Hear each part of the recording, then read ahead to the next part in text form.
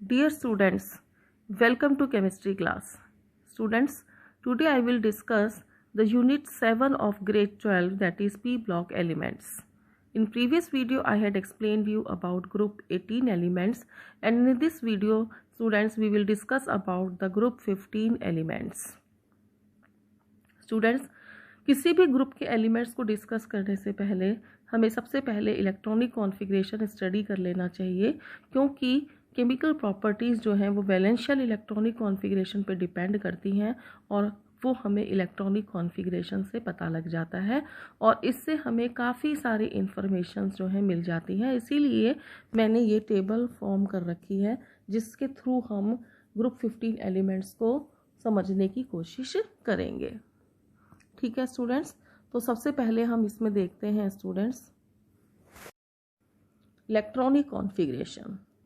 ठीक स्टूडेंट, सबसे पहली जो हमारी इसमें टेबल है उसमें हम देखेंगे सिंबल्स के बारे में। तो 15 ग्रुप एलिमेंट्स में स्टूडेंट्स सबसे पहले आता है नाइट्रोजन, उसके बाद में आता है फॉस्फोरस, उसके बाद आता है आर्सेनिक, उसके बाद आता है antimony and then bismuth. Students, मैंने आपको सभी ग्रुप्स याद करने के मेथड्स बताए थे। तो यहाँ पर हमारी क्या स्टोरी चल रही थी, नाना पाटेकर असरानी सब बिंदास हैं, और इस तरीके से हमने ये ग्रुप 15 के एलिमेंट्स को लर्न कर लिया। सेकेंडली हमें इनके एटॉमिक नंबर्स लर्न करने हैं स्टूडेंट्स। तो एटॉमिक नंबर के लिए हमारे पास मैजिक नंबर्स हैं 2, 8, 8, 18, 18, 32। अगर हम ये नंबर ऐड करते जाएंगे फर्स्ट एलिमेंट के एटॉमिक नंबर में, अगर हम इनको ऐड करते चले जाएंगे तो हमें नेक्स्ट जो एलिमेंट है उसका एटॉमिक नंबर पता लग जाएगा। जैसे ये नाइट्रोजन है, इसका 7 है, तो हमने इसमें कितने ऐड कर दिए 8, तो हमें मिल गया 15। देन अगेन हमने इसमें कितने ऐड कर दिए स्टूडेंट्स 18। देन हमें यहाँ पर स्टूडेंट्स क्या मिल गया 33 मिल गया ये वाला, और फिर हमने इसमें 18 ऐड कर दिए तो स्टूडेंट्स हमें मिल गया 51, और फिर हमने उसमें ऐड कर दिया 32 तो हमें ये मिल गया 83। इस तरह से हमने इसमें स्टूडेंट्स क्या ऐड किया है 8, 18, 18, 32 ये हमने ऐड किया स्टूडेंट्स। तो ये हमारा हो गया 8, 18, 18 एंड 32। तो इस तरह से हमें सभी के एटॉमिक नंबर पता लग गए। इलेक्ट्रॉनिक कॉन्फ़िगरेशन लिखने के लिए स्टूडेंट्स हम क्या करते हैं, सबसे पहले नोबल गैसेस लिख देते हैं। जैसे कि नाइट्रोजन है तो helium, neon, argon, krypton and xenon. ठीक, जनरल इलेक्ट्रॉनिक कॉन्फ़िगरेशन की बात करें, अगर हम 15 ग्रुप एलिमेंट्स के जनरल इलेक्ट्रॉनिक कॉन्फ़िगरेशन की बात करें तो वो है NH2NP3, नोबल गैस NH2NP3। तो वैलेंस शेल में स्टूडेंट्स कितने इलेक्ट्रॉन हो गए, 5 इलेक्ट्रॉन्स हो गए, 2 + 3 5 इलेक्ट्रॉन्स हो गए। तो जब हम नाइट्रोजन का लिखेंगे स्टूडेंट्स तो 2s2 2p3। नेक्स्ट चलेंगे तो एक एक शेल नंबर बढ़ाते जाएंगे, ये आ जाएगा आपका 3s2 3p3, then 4s2 4p3, then 5s2 5p3 and then 6s2 6p3।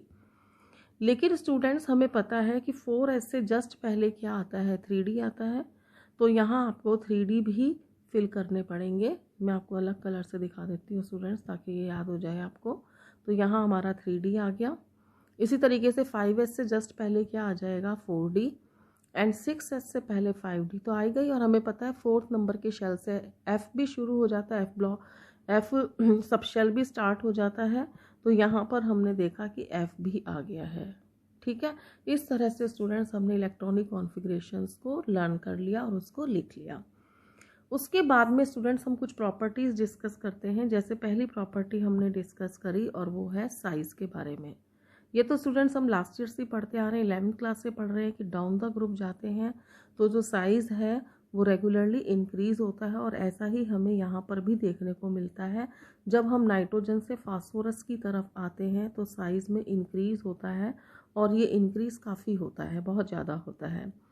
इसी तरीके से स्टूडेंट्स जब हम फास्फोरस से आर्सेनिक की तरफ आते हैं तब भी साइज़ इंक्रीज़ होता है। उसके बाद आर्सेनिक से एंटीमनी और एंटीमनी से बिस्मिथ में आते हैं तो रेगुलरली साइज़ इंक्रीज़ होता है। बट एक बात जो ध्यान देने वाली है स्टूडेंट्स कि नाइट्रोजन से फास्फोरस तक तो इंक्रीज़ ज़्यादा होता है, लेकिन जब हम फास्फोरस से आर्सेनिक में आते हैं तो इंक्रीज़ लेस होता है।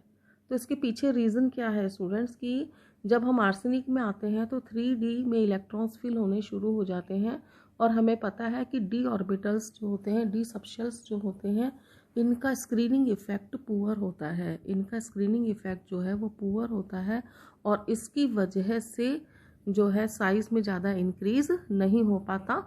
स्क्रीनिंग इफ़ेक्ट क्या होता है, इसकी सारी डिटेल्स स्टूडेंट्स मैंने जब आपको 18 ग्रुप एलिमेंट्स एक्सप्लेन करे हैं उस वीडियो में आपको एक्सप्लेन कर रखे हैं, तो मैं अब इसमें वीडियो में आपको ये एक्सप्लेन नहीं करूँगी।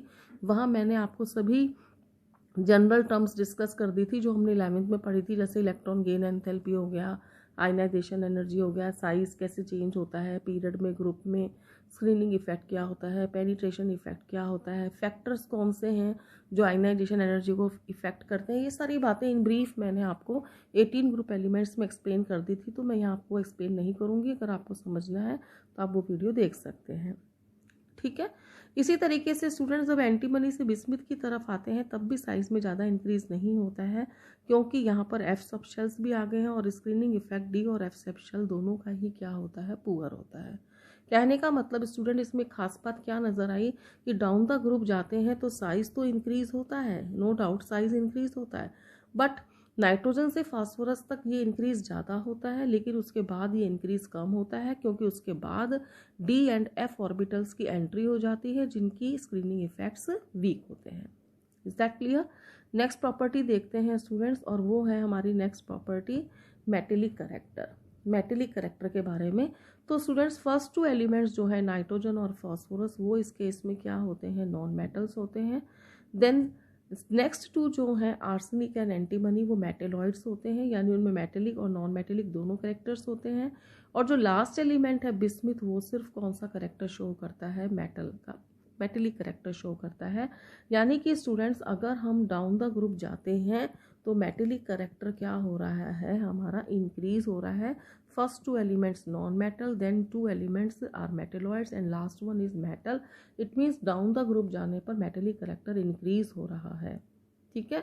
आगे एक्सप्लेन करेंगे स्टूडेंट्स, या अभी बता देती हूँ मैं आपको स्टूडेंट्स, जब डाउन द ग्रुप जा रहे हैं तो देखो साइज़ क्या हो रहा है, हमारा इंक्रीज़ हो रहा है। साइज़ क्या हो गया, इंक्रीज़ हो गया। अगर साइज़ इंक्रीज़ हो जाएगा तो न्यूक्लियस से डिस्टेंस भी क्या हो जाएगा, दूर हो जाएगा। किसका, इलेक्ट्रॉन्स का, वैलेंस इलेक्ट्रॉन्स का। तो ऐसी स्थिति में न्यूक्लियस का अट्रैक्शन क्या हो जाएगा, कम हो जाएगा, और न्यूक्लियस का अट्रैक्शन कम हो जाएगा तो इस इलेक्ट्रॉन को हम इजीली रिमूव कर पाएंगे। And what are metals, metals have tendency to lose electron, और वो एलिमेंट जो इजीली इलेक्ट्रॉन को रिमूव कर देगा वो बेटर मेटल होगा, उसमें मेटेलिक करेक्टर्स ज़्यादा होंगे। तो डाउन द ग्रुप जाने पे साइज़ इंक्रीज होता है, मेटेलिक करेक्टर इंक्रीज होता है क्योंकि साइज़ इंक्रीज होता है और रिमूवल ऑफ इलेक्ट्रॉन ईजी हो जाता है, ठीक है स्टूडेंट्स। तो ये हमने दो प्रॉपर्टीज़ करी स्टूडेंट्स। पहली प्रॉपर्टी जो हमने करी थी इसमें वो थी मेटेलिक करेक्टर, और दूसरी हमने करी साइज़ के बारे में। उसके बाद में बहुत ही इम्पॉर्टेंट हम प्रॉपर्टी देखेंगे, और वो प्रॉपर्टी है स्टूडेंट्स हमारी ऑक्सीडेशन स्टेट्स। बहुत ही इम्पॉर्टेंट है स्टूडेंट्स ये टॉपिक, यहाँ से आपके बहुत सारे क्वेश्चंस बनते हैं। आप किसी भी ग्रुप के एलिमेंट्स को डिस्कस कर लें, वहाँ सबसे इम्पॉर्टेंट आपका रहेगा ऑक्सीडेशन स्टेट्स। अगर हम स्टूडेंट्स नाइट्रोजन की देखें तो it shows many oxidation states and it shows -3, -2, -1, 0, +1, +2, +3, +4 and +5. Oh my god, it shows a number of oxidation states. तो ऑब्वियसली क्वेश्चन रेज होगा कि ये इतनी सारी ऑक्सीडेशन स्टेट्स क्यों शो करता है, ठीक। आगे अगर हम चलते हैं स्टूडेंट्स, नीचे फास्फोरस की तरफ आते हैं तो वो केवल दो ही ऑक्सीडेशन स्टेट शो कर रहा है, +5 एंड +3। और फिर उसके बाद हम आर्सेनिक और एंटीमनी में आते हैं, again they show +3 and +5 oxidation state. But the last element जो बिस्मिथ है स्टूडेंट्स वो केवल एक ही ऑक्सीडेशन स्टेट शो कर रहा है, और वो कौन सी शो कर रहा है, +3। So number of questions are there students कि नाइट्रोजन ने इतनी सारी ऑक्सीडेशन स्टेट क्यों शो करी, बिस्मिथ ने केवल एक ही शो करी और वो भी लोअर ऑक्सीडेशन स्टेट शो करी, और जो फास्फोरस, आर्सेनिक और एंटीमनी है ये दो ऑक्सीडेशन स्टेट शो कर रहे हैं। ऐसा क्यों है? तो स्टूडेंट सबसे पहले तो मैं आपको बता दूं, आप 10th क्लास से ही पढ़ रहे हैं, आपको पता होना चाहिए कि जो ऑक्सीडेशन स्टेट होती है ये जनरली वैलेंस इलेक्ट्रॉन्स के इक्वल होती है। और यदि आप वैलेंस इलेक्ट्रॉन्स देखें तो यहाँ पे 2 + 3 कितने हो गए, 5। इसलिए ये सभी कौन से ऑक्सीडेशन स्टेट शो कर रहे हैं, 5 शो कर रहे हैं स्टूडेंट्स, ठीक। इसके अलावा ये जो ऑक्सीडेशन स्टेट शो कर रहे हैं स्टूडेंट्स वो +3 शो कर रहे हैं because they have 5 electrons in their valence electron से, सो दे नीड 3 और more electrons to get 8 electrons, that is a stable electronic configuration. तो एक वैलेंसी या एक ऑक्सीडेशन स्टेट इनकी क्या हो गई 3 और एक क्या हो गई 5, और इसीलिए आप देख रहे हैं कि 3 और 5 ऑक्सीडेशन स्टेट सभी शो कर रहे हैं एक्सेप्ट बिस्मिथ। बिस्मिथ को छोड़ करके सभी ये 2 ऑक्सीडेशन स्टेट शो कर रहे हैं। नाइट्रोजन भी शो कर रहा है। ये वाली ऑक्सीडेशन स्टेट हमारी ये रही, हमारी ये वाली 2 ऑक्सीडेशन स्टेट +3 एंड +5। ठीक, अब स्टूडेंट्स आप सोच रहे होंगे कि प्लस का क्या मतलब है। स्टूडेंट्स यहाँ पे प्लस का मतलब, प्लस वैलेंसी का मतलब ये नहीं है कि they lose their electrons. Plus valency का मतलब ये है, प्लस वैलेंसी का मतलब स्टूडेंट्स ये है कि वो कोवैलेंट बॉन्ड बनाएंगे। यहाँ पे प्लस वैलेंसी का मतलब कोवैलेंट बॉन्ड से है और माइनस वैलेंसी का मतलब आयोनिक बॉन्ड से है। ठीक है स्टूडेंट्स, यानी यहाँ इलेक्ट्रॉन शेयर होंगे और यहाँ इलेक्ट्रॉन गेन होंगे। ठीक, अब आप देखिए स्टूडेंट्स, अगर हम यहाँ देखते हैं तो जो नाइट्रोजन है ये माइनस में ऑक्सीडेशन स्टेट शो कर रहा है, जबकि बाकी कोई भी एलिमेंट माइनस में ऑक्सीडेशन स्टेट शो नहीं कर रहा है। इसका क्या मतलब हुआ? इसका मतलब ये हुआ स्टूडेंट्स कि जो नाइट्रोजन है वो आयनिक बॉन्ड बनाएगा। और कैसे बनाएगा? Bye gaining. क्या करेगा? ये इलेक्ट्रॉन गेन करेगा। बाकी सभी एलिमेंट्स जो हैं वो कौन सा बॉन्ड बनाएंगे? कोवैलेंट बॉन्ड बनाएंगे, क्योंकि वो कौन सी वैलेंसी शो कर रहे हैं? प्लस। तो क्वेश्चन रेज हो गया हमारा कि नाइट्रोजन जो है वो माइनस में ऑक्सीडेशन स्टेट को शो कर रहा है, बाकी सब प्लस में। तो भाई नाइट्रोजन की इलेक्ट्रॉन नेगेटिविटी सबसे ज़्यादा होती है। स्टूडेंट्स हमने पढ़ा था जो electron negativity down the group जाने पर इलेक्ट्रॉन नेगेटिविटी जो है वो क्या हो जाएगी? डिक्रीज हो जाएगी अगर हम टॉप टू बॉटम जाते हैं। तो सबसे पहला एलिमेंट कौन हो गया? नाइट्रोजन हो गया। तो ऑब्वियसली इसकी इलेक्ट्रॉन नेगेटिविटी सबसे ज़्यादा है, इसलिए ये नेगेटिव ऑक्सीडेशन स्टेट शो कर रहा है। और नाइट्रोजन अकेला ऐसा एलिमेंट है जो -3 शो कर रहा है, क्योंकि अगेन वही reason, it is highly electronegative. अगला आता है स्टूडेंट, इसके अंदर की जो बिस्मिथ है वो +5 क्यों नहीं शो कर रहा, वो केवल +3 क्यों शो कर रहा है? स्टूडेंट्स याद करिए, लास्ट ईयर हमने पढ़ा था, एक हमने 3 वर्ड स्टेटमेंट पढ़ी थी स्टूडेंट्स, वो थी इनर्ट पेयर इफेक्ट। बहुत इंपॉर्टेंट टॉपिक था, हमने 11th में पढ़ा था, मैं फिर भी आपको बता देती हूँ स्टूडेंट्स। इनर्ट पेयर इफेक्ट के कारण बिस्मिथ जो है वो लोअर ऑक्सीडेशन स्टेट शो करेगा। लोअर कौन सी है? 3 ऑक्सीडेशन स्टेट शो करेगा, ये +5 ऑक्सीडेशन स्टेट शो नहीं करेगा। ठीक है, क्या होता है स्टूडेंट्स, जैसे जैसे d ऑर्बिटल्स की और f ऑर्बिटल्स की एंट्री होती है तो इनका स्क्रीनिंग इफेक्ट पुअर हो जाता है। जो स्क्रीनिंग इफेक्ट होता है स्टूडेंट्स वो जो है साइज़ को इंक्रीज़ करता है। जो स्क्रीनिंग इफेक्ट होता है, screening effect is directly proportional to size. ये साइज़ को क्या करता है? इंक्रीज़ करता है। ठीक है, तो जब ये साइज़ को इंक्रीज़ करता है तो स्क्रीनिंग इफेक्ट अगर पुअर हो गया यानी वो वीक हो गया, तो ऐसी स्थिति में साइज़ क्या हो जाएगा स्टूडेंट्स? ये अगर बढ़ेगा तो साइज़ बढ़ेगा, ये अगर वीक हो गया तो साइज़ कम हो गया। अब कंपैरेटिवली साइज़ उतना नहीं बढ़ा जितना कि बढ़ना चाहिए था। तो ऐसी स्थिति में स्टूडेंट्स जो वैलेंस शेल के इलेक्ट्रॉन्स हैं, कौन से? S एंड P, इसमें से जो S इलेक्ट्रॉन्स हैं, ये रहे S इलेक्ट्रॉन्स, ये न्यूक्लियस की तरफ ज़्यादा अट्रैक्ट हो जाएंगे। न्यूक्लियस की तरफ क्या हो जाएंगे? ज़्यादा अट्रैक्ट हो जाएंगे। जैसे कि अभी इस केस में हम देखें तो यहाँ आपका क्या है, बिस्मिथ का केस अगर हम देखें तो 6s2 एंड 6p3 है, यानी यहाँ पे टोटल शेल्स कितने होंगे? 6 हो जाएंगे, 1 2 3 4 5 एंड 6। और यहाँ पर आपके 6s में 2 इलेक्ट्रॉन्स हैं और 6p में कितने इलेक्ट्रॉन्स हैं? 3। लेकिन स्क्रीनिंग इफेक्ट पुअर होने की वजह से स्टूडेंट्स जो ये 6s के इलेक्ट्रॉन्स हैं, due to more penetration effect, हमें पता है पेनिट्रेशन इफेक्ट s का सबसे ज़्यादा होता है, p से p का ज़्यादा होता है, d से और d का ज़्यादा होता है f से, तो s इलेक्ट्रॉन न्यूक्लियस की तरफ ज़्यादा अट्रैक्ट हो जाएंगे और इस वजह से ये बॉन्ड फॉर्मेशन के लिए अवेलेबल नहीं होंगे।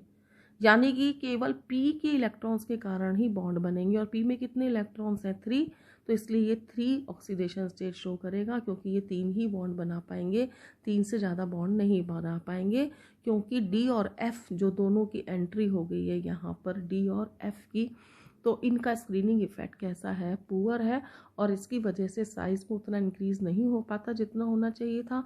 तो ये ऐसे इलेक्ट्रॉन्स न्यूक्लियस से अट्रैक्टेड हो जाएंगे, they are not available for bond formation, they can not be removed, that's why they can't participate in bond formation, that's why only p electrons participate in bond formation. So non participation of ns orbitals, electrons of ns, electron pairs present in ns orbitals having d and f subshell is called as inert pair effect. Jin elements के अंदर d and f orbitals होते हैं उनके s के जो electron pair है, ये दो इलेक्ट्रॉन जो है वो पार्टिसिपेट नहीं करते बॉन्ड फॉर्मेशन में। इस टेंडेंसी को हम क्या बोलते हैं, इनर्ट, यानी भाग नहीं लेना। Pair means pair of electrons, यानी the pair of electrons present in ns orbital of those elements in which d and f orbitals are present, they do not participate in bond formation. This tendency is called as inert pair effect.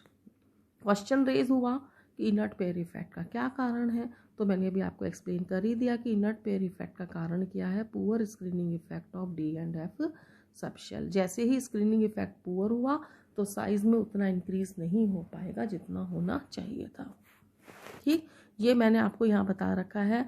Only n forms, केवल जो n है वो ही आपके क्या बना सकता है, ionic bond बना सकता है, क्योंकि वही माइनस में ऑक्सीडेशन स्टेट शो करता है। ठीक, यहाँ आपको स्टूडेंट्स मैंने बता रखा है कि डाउन द ग्रुप जाने पर +5 ऑक्सीडेशन स्टेट लेस स्टेबल हो जाती है और +3 ऑक्सीडेशन स्टेट ज़्यादा स्टेबल हो जाती है। रीज़न क्या है, due to inert pair effect. अभी मैंने आपको बताया कि इनर्ट पेयर इफेक्ट हम किसे कहते हैं।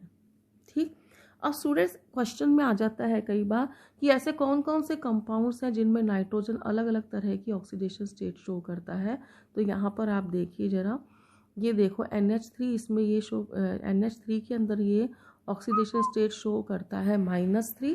उसके बाद में आता है हमारा NH2 जिसके अंदर ये ऑक्सीडेशन स्टेट शो करेगा हमारा जो उसके अंदर ये हमारी ऑक्सीडेशन स्टेट शो करेगा -2, एंड देन NH2OH जिसमें शो करेगा -1 और नाइट्रोजन में ये शो करेगा 0। तो स्टूडेंट्स हमें एक एक एग्जाम्पल ये लर्न करना है जिसमें ये ऑक्सीडेशन स्टेट -1, -2, -3, -2, -1 और 0 शो कर रहे हैं। ठीक है स्टूडेंट्स, अब मैंने आपको काफ़ी सारी इन्फॉर्मेशन स्टूडेंट्स हमने किसके थ्रू सीख ली है, इलेक्ट्रॉनिक कॉन्फ़िगरेशन के थ्रू सीख ली। अब हम आगे चलते हैं students, atomic properties of 15 group elements की कौन कौन सी एटॉमिक प्रॉपर्टी है।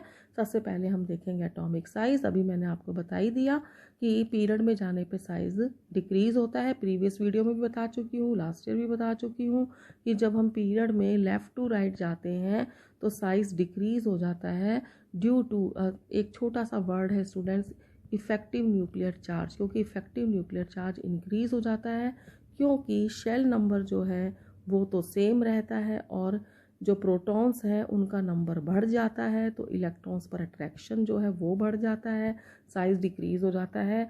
ये बात मैं आपको कई बार बता चुकी हूँ। ग्रुप में जाने पर स्टूडेंट्स क्या हो जाएगा कि देयर इज़ मोर इंक्रीज। जब हम, मैंने आपको एक्सप्लेन कर ही दिया कि जब हम नाइट्रोजन से फास्फोरस की तरफ जाते हैं तो साइज़ ज़्यादा इंक्रीज़ होता है और फास्फोरस से बिस्मिथ में जाते हैं तो लेस इंक्रीज़ होता है due to poor screening effect of D and F subshell. चलिए अब हम अगली प्रॉपर्टी की बात करते हैं स्टूडेंट्स, और वो है melting point and boiling point. सबसे पहले हम इसमें देखते हैं स्टूडेंट्स मेल्टिंग पॉइंट। बहुत ही इंटरेस्टिंग सा है इसमें स्टूडेंट्स, जब हम नाइट्रोजन से आर्सेनिक की तरफ जाते हैं तो मेल्टिंग पॉइंट इंक्रीज़ होता है, लेकिन जब स्टूडेंट्स हम आर्सेनिक से बिस्मिथ की तरफ आते हैं तो मेल्टिंग पॉइंट डिक्रीज़ होता है। क्या रीज़न है, मैंने बहुत इजी तरीके से समझाने की कोशिश करी है स्टूडेंट्स आपको, और वो क्या है स्टूडेंट्स कि जैसे जैसे हम नाइट्रोजन से आर्सेनिक जाएंगे, देखो मैं यहाँ लिख देती हूँ, सबसे पहले कौन आएगा, नाना, पाटेकर, असरानी, सब बिंदास हैं।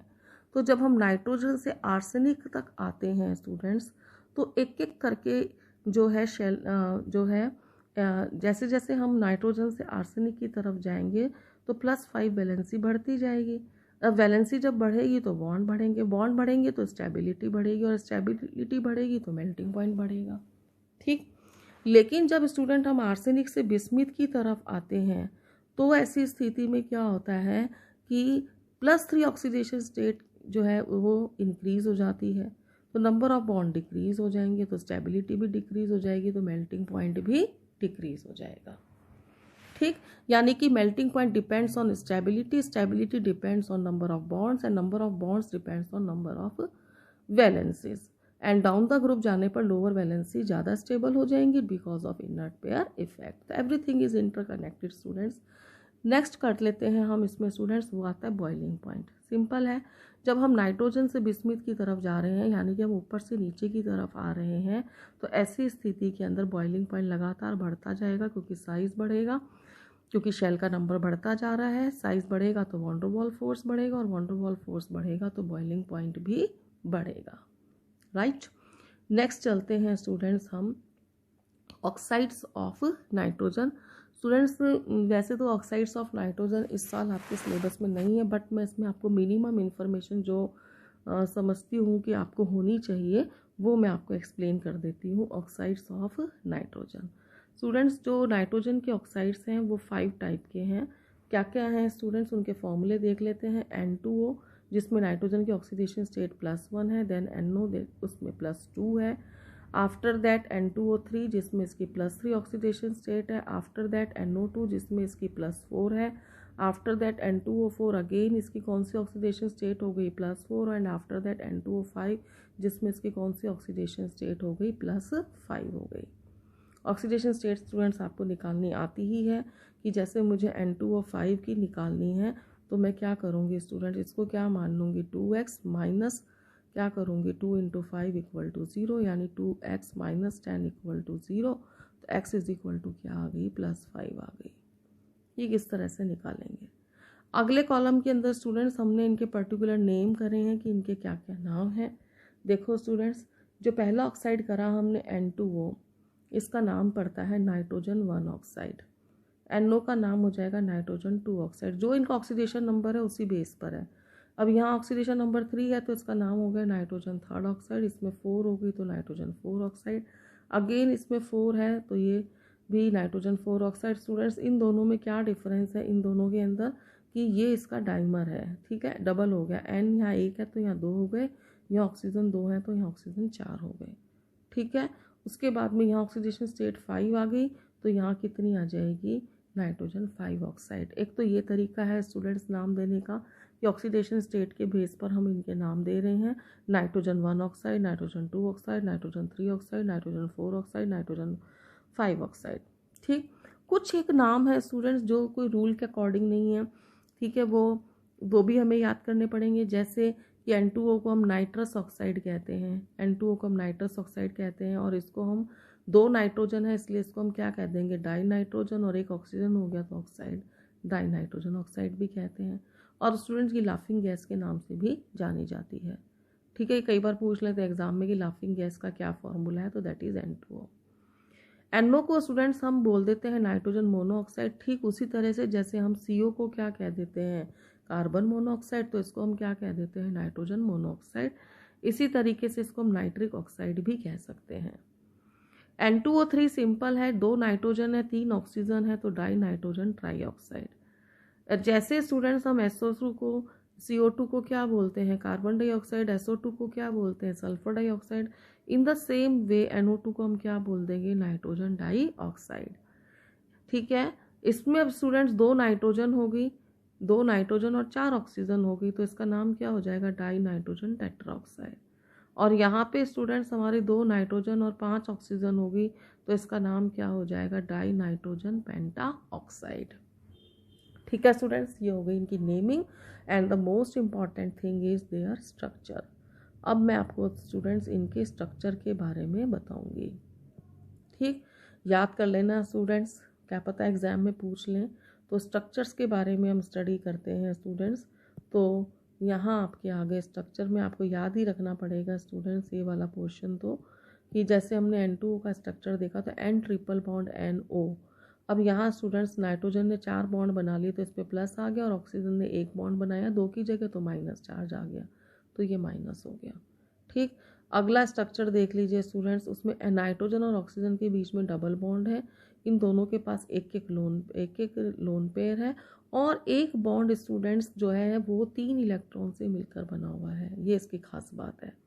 और जब 2 नाइट्रोजन डाइऑक्साइड आपस में जुड़ जाएंगे तो ये डाइमर बन जाएगा। 2 मोनोमर आपस में जुड़ेंगे, 2 मोनोमर आपस में जुड़ेंगे तो एक क्या बन जाएगा, डाइमर बन जाएगा। ठीक है स्टूडेंट्स। उसके बाद में नेक्स्ट देखिए, इसमें डाई नाइट्रोजन ट्राईऑक्साइड, ये उसका स्ट्रक्चर है स्टूडेंट्स। ये वाला स्ट्रक्चर हो गया हमारा डाई नाइट्रोजन ट्राईऑक्साइड का। अभी मैं आपको सिखा दूंगी कैसे बनाने हैं। ये वाला स्ट्रक्चर स्टूडेंट्स हमारा आ जाएगा, किसका आ जाएगा, डाई नाइट्रोजन डाइऑक्साइड का। ठीक है, ये इसका रेजोनेटिंग स्ट्रक्चर हो गया। ये स्ट्रक्चर स्टूडेंट्स हमारा हो गया डाई नाइट्रोजन टेट्रा ऑक्साइड का, और ये हो गया डाई नाइट्रोजन पेंटा ऑक्साइड का। तो स्टूडेंट्स 2 तो हमें स्ट्रक्चर रटने ही हैं एक तरह से स्टूडेंट्स, एक तो N2O का और एक NO का। ठीक है, बाकी के जो ये स्ट्रक्चर्स हैं, ये 4 स्ट्रक्चर्स, ये इंटरकनेक्टेड है स्टूडेंट। अगर हमें एक बार ये स्ट्रक्चर आ जाता है तो इसी से हम बाकी के स्ट्रक्चर्स भी ड्रॉ कर सकते हैं। जैसे कि मैंने बनाया ये वाला स्ट्रक्चर N, ये हमारा आ गया लोन पेयर, ये आ गया डबल बॉन्ड, ये आ गया कोऑर्डिनेट बॉन्ड O, ये किसका फॉर्मूला आ गया, NO2 का आ गया। ठीक है, अब हम N2O4 का कैसे बनाएंगे स्टूडेंट्स। हमने 2 नाइट्रोजन ले लिए, जैसे यहाँ पे लियो में देखो आप, ये रहे 2 नाइट्रोजन ले लिए, ये रहे दोनों नाइट्रोजन, और यही बॉन्ड हमने रिपीट कर दिए उसके अंदर। कैसे रिपीट करें, double bond O, coordinate bond O, coordinate bond O, double bond O। ठीक, और इन दोनों को हमने आपस में जोड़ दिया, तो ये हमारा क्या बन गया, N2O4। और यदि स्टूडेंट्स मैं इसके बीच में एक ऑक्सीजन और लगा दूं, अगर मैं इसके बीच में यहाँ पर अगर मैं ऑक्सीजन और लगा देती हूँ तो ये बन जाएगा N2O5। और यदि स्टूडेंट्स मैं इसमें से ये वाला बॉन्ड हटा करके ये बॉन्ड लगा करके और ये वाला बॉन्ड जो है वो हटा देती हूँ और इसकी जगह पे मैं एक सिंगल इलेक्ट्रॉन लिख देती हूँ, सॉरी, तो ये हमारा कौन सा स्ट्रक्चर बन जाएगा, नाइट्रोजन ट्राईऑक्साइड, ये लोन पेयर आ गया ये वाला, तो ये हमारा बन जाएगा N2O3। तो स्टूडेंट्स अगर हमें ये स्ट्रक्चर आ गया तो हम NO2 का भी लिख सकते हैं, हम N2O4 का भी लिख सकते हैं, हम N2O5 का भी लिख सकते हैं, और हम N2O3 का भी लिख सकते हैं। ठीक है स्टूडेंट, अब क्योंकि ये आपके सिलेबस में से हट गया है, इसीलिए मैं आपको ये वाला पोर्शन नहीं करा रही हूँ। ठीक है, जो स्ट्रक्चर से रिलेटेड पार्ट था वो मैंने आपको करा दिया है। अब इसकी प्रॉपर्टीज़ को मैं आपको एक्सप्लेन नहीं कर रही, यानी हम केवल ये 3 कॉलम कर लेंगे स्टूडेंट्स। ठीक है, उसके बाद में नेक्स्ट आता है स्टूडेंट्स इसके अंदर हमारा, और वो आता है 15 ग्रुप एलिमेंट्स का पार्ट 1, जिसको मैंने स्टूडेंट्स क्वेश्चन के फॉर्म में किया है। जैसे मैंने 18 ग्रुप एलिमेंट्स को क्वेश्चन के फॉर्म में किया था, उसी तरीके से इसको भी मैं क्वेश्चन के फॉर्म में कर रही हूँ। सबसे पहला क्वेश्चन स्टूडेंट्स इसमें हम देख लेते हैं, why are group 15 elements called pnictogens. इनको हम प्निकोजन्स क्यों कहते हैं, क्योंकि स्टूडेंट जो प्निकोजन वर्ड है वो प्निकोमिक्स से डराइव हुआ है, जिसका मतलब होता है सफोकेशन। और ग्रुप 15 के जितने भी मोस्ट ऑफ द कंपाउंड्स जो होते हैं वो सफोकेशन क्रिएट करते हैं, इसीलिए इनको हम प्निकोजन्स कहते हैं। Question number 2, down the group metallic character क्यों इंक्रीज होता है, ये मैं आपको ऑलरेडी एक्सप्लेन कर चुकी हूँ। Next question students, down the group -3 oxidation state और +5 ऑक्सीडेशन स्टेट दोनों ही लेस स्टेबल हो जाती हैं, ये भी मैं आपको ऑलरेडी एक्सप्लेन कर चुकी हूँ, जिसमें एक तो इनर्ट पेयर इफेक्ट का रीज़न होगा और एक नाइट्रोजन की हाई इलेक्ट्रॉन नेगेटिविटी का। उसके बाद में स्टूडेंट्स आता है ये वाला क्वेश्चन कि बिस्मिथ जो होता है वो केवल एक ही कंपाउंड बनाता है BiF5, जिसमें कि ये +5 ऑक्सीडेशन स्टेट शो करता है। स्टूडेंट्स मैंने आपको बताया था कि जो बिस्मिथ होता है उसमें इनर्ट पेयर इफेक्ट के कारण वो कौन सी ऑक्सीडेशन स्टेट उसकी स्टेबल हो जाती है, +3 होती है, यानी वो +5 के तो कंपाउंड बनाता ही नहीं है। बट अगर फ्लोरीन है तो फ्लोरीन के साथ में ये जो है +5 ऑक्सीडेशन स्टेट का कंपाउंड बना देता है। क्यों, क्योंकि फ्लोरीन जो होता है स्टूडेंट्स वो हाईली इलेक्ट्रोनेगेटिव होता है, स्ट्रॉन्ग ऑक्सीडाइजिंग एजेंट होता है और हाईली रिएक्टिव होता है। इसी तरह की कुछ बात स्टूडेंट्स हमने डी ब्लॉक एलिमेंट्स में भी पढ़ा था कि जो ऑक्सीजन और फ्लोरीन है वो ट्रांजिशन एलिमेंट्स के साथ उनकी हायर ऑक्सीडेशन स्टेट में कंपाउंड्स बनाते हैं, तो उसका रीज़न भी यही था। ठीक, अब देखो स्टूडेंट्स, जो हमारे दिमाग में क्वेश्चन था कि जो नाइट्रोजन है वो इतनी सारी ऑक्सीडेशन स्टेट क्यों शो करता है, तो देखो उसका रीज़न क्या है। इसके 3 रीज़न है स्टूडेंट। एक तो इनका साइज़ छोटा होता है, दूसरी इनकी इलेक्ट्रोनेगेटिविटी ज़्यादा होती है, और तीसरी जो इम्पॉर्टेंट बात है कि ये पी पाई बॉन्ड बना सकते हैं। स्टूडेंट्स, ये पी पाई बॉन्ड क्या होता है, जब एक पी ऑर्बिटल और दूसरे पी ऑर्बिटल के बीच में साइडवेज ओवरलैपिंग होती है तो ऐसे पाई बॉन्ड को हम कहते हैं पी पाई, क्योंकि ये 2 पी ऑर्बिटल्स के बीच में बनता है। ठीक है, अभी स्टूडेंट्स हमने नाइट्रोजन के ऑक्साइड्स करे थे तो हमने यहाँ देखा कि यहाँ कितने बॉन्ड बन रहे हैं, ट्रिपल, यहाँ बन रहे हैं डबल, यहाँ बन रहे हैं डबल, यानी कि यहाँ एक से ज़्यादा ही बॉन्ड बनते हैं, यानी पाई बॉन्ड बनते हैं। और वो पाई बॉन्ड कौन से वाले होंगे स्टूडेंट्स, पी पाई बॉन्ड होंगे। ठीक है, अगला क्वेश्चन देख लेते हैं स्टूडेंट्स हम कि nitrogen shows maximum covalency 4। Nitrogen maximum oxidation state कितनी शो कर रहा है, 4 ही शो कर रहा है, 4 से ज़्यादा वो शो ही नहीं कर पाता। या दूसरे शब्दों में हम कहें कि वो NCl5 क्यों नहीं बना सकता, तो भाई इसका आंसर इसके इलेक्ट्रॉनिक कॉन्फ़िगरेशन के पास में है। ये देखिए आप नाइट्रोजन का ऑक्सीडेशन की इलेक्ट्रॉनिक कॉन्फ़िगरेशन। अब जब हम इसका इलेक्ट्रॉनिक कॉन्फ़िगरेशन देखते हैं तो 2s2 2p3 है। अब देखो स्टूडेंट्स, फर्स्ट शेल के अंदर क्या आता है स्टूडेंट्स, फर्स्ट शेल में केवल क्या होता है s, सेकंड में क्या होता है s और p दोनों होते हैं। तो यहाँ पर तो केवल s और सेकंड शेल में ही इलेक्ट्रॉनिक कॉन्फ़िगरेशन ख़त्म हो गया, इसका मतलब इसके पास d तो है ही नहीं। ठीक है, तो अब अगर D नहीं है तो भैया ये अपनी वैलेंसी को नहीं बढ़ा सकते, नहीं इंक्रीज़ कर सकते हैं। अगर किसी को अपनी वैलेंसी इंक्रीज़ करनी होती है तो उसको ग्राउंड स्टेट से एक्साइटेड स्टेट में जाना होता है। यानी नाइट्रोजन के केस में क्या है स्टूडेंट्स कि ये हमारा आ गया 2s और ये आ गया हमारा 2p। ठीक है, और मैं क्लियर बता देती हूँ स्टूडेंट्स आपको ये कि ये हमारा आ गया 2s और ये आ गया हमारा 2p। ये हो गया 2s, ये हो गया 2p। ठीक है, 2 इलेक्ट्रॉन इसमें है, 3 इसमें है।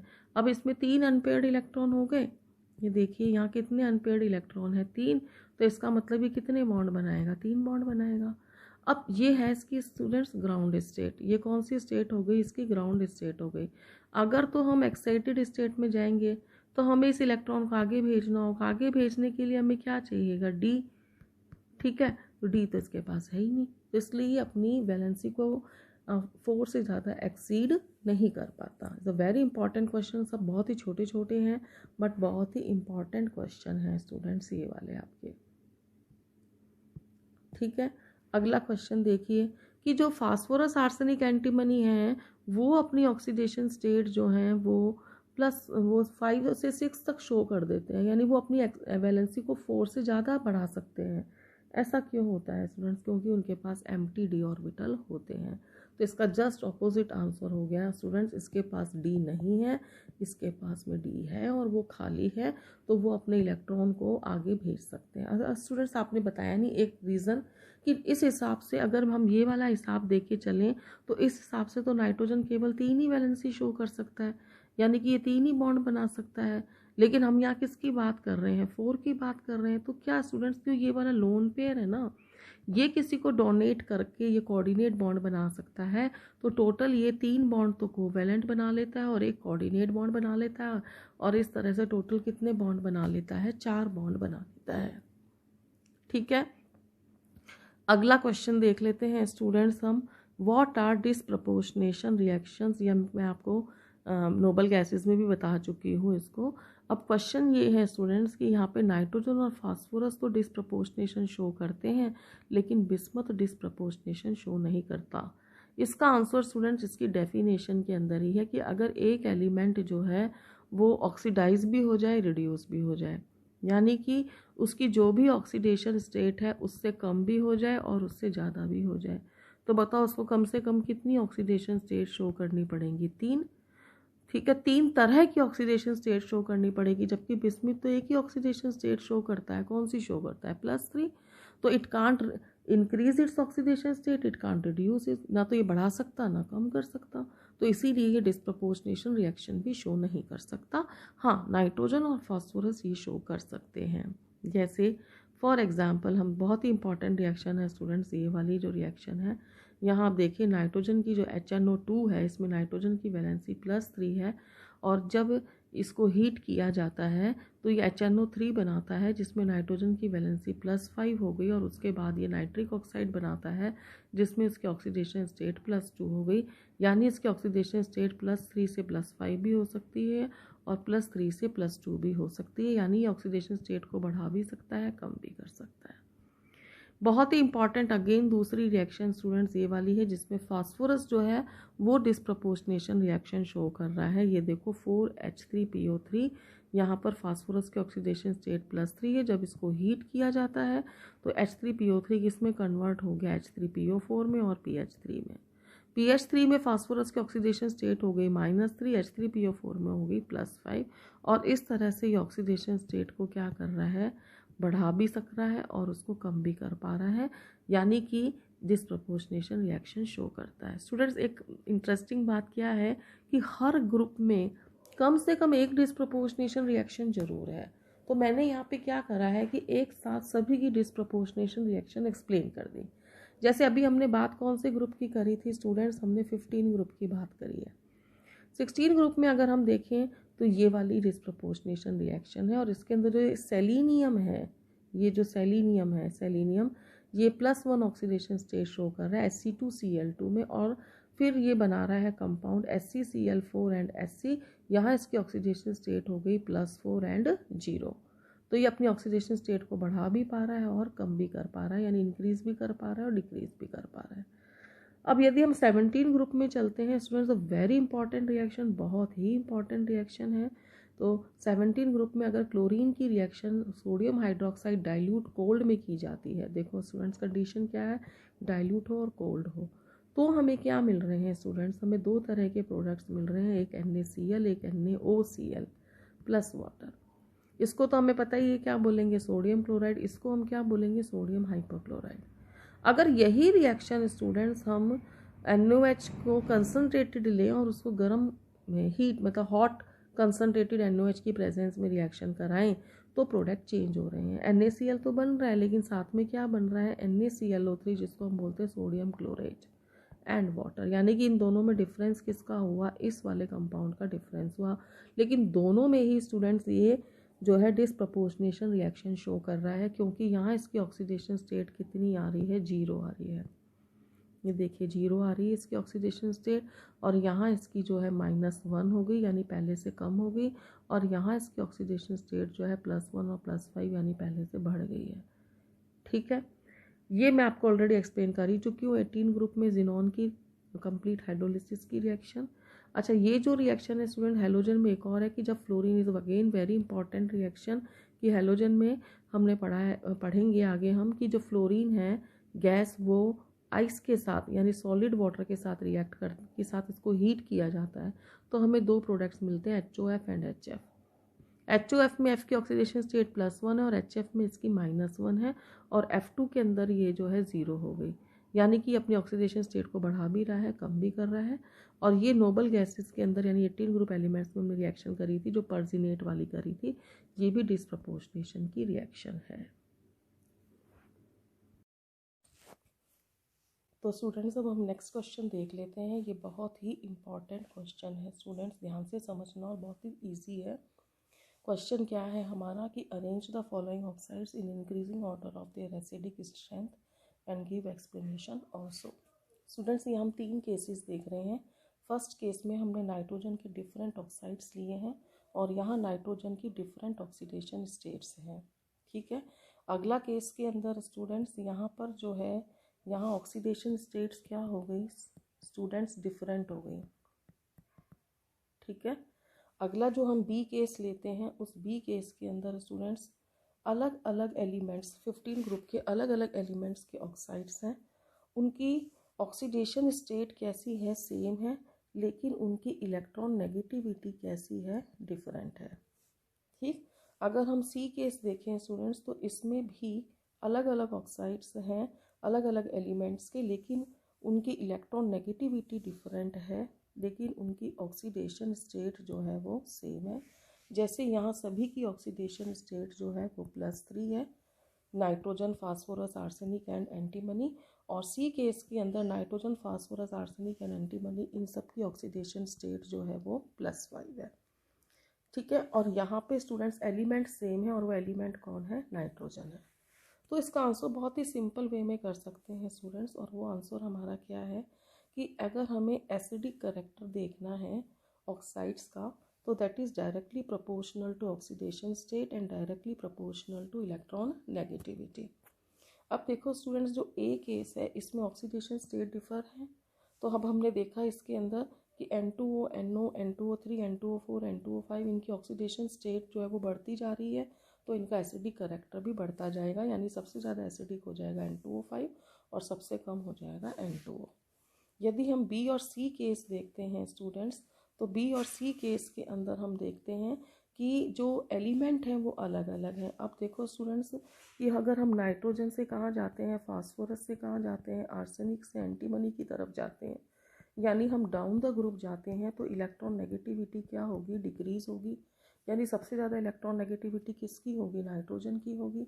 तो इसीलिए यहाँ पे सबसे ज़्यादा एसिडिक करैक्टर किसका हो जाएगा? N2O3 का हो जाएगा। उससे कम P4O6, AS4O6, और सबसे कम जो है वो एंटीमनी ट्राईऑक्साइड का हो जाएगा। ठीक है, इसी तरीके से यदि हम इसमें सी केस देखें स्टूडेंट्स, तो सी केस में यहाँ सबकी ऑक्सीडेशन स्टेट कितनी है? +5 है, लेकिन सबसे ज़्यादा इलेक्ट्रॉन नेगेटिविटी किसकी है? नाइट्रोजन की है। इसीलिए यहाँ पर जो है आप एसिडिक करैक्टर भी सबसे ज़्यादा इसका हो जाएगा।